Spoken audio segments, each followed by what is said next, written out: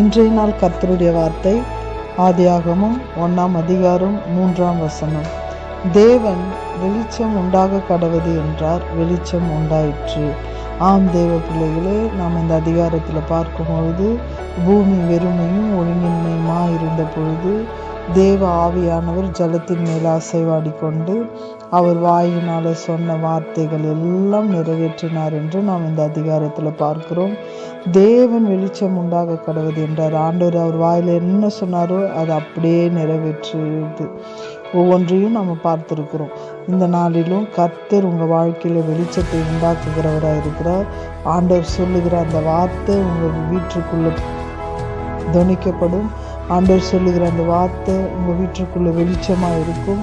எந்தெந்த பகுதியில் உங்கள் வாழ்க்கையில் உங்கள் வீட்டுக்குள்ளே இருளாக இருந்ததோ இன்றைய நாளில் அதை தேவன் முழுமையாக அகற்றி அவருடைய வெளிச்சத்தை உண்டாக்கியிருக்கிறார்.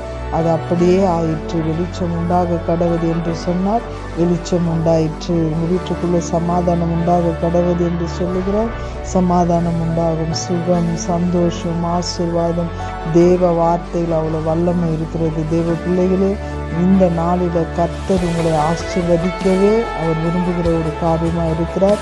உங்கள் இருள் எல்லாவற்றையும் மாற்றி அவர் வெளிச்சத்தை காணும்படியாக செய்கிறவராக இருக்கிறார்.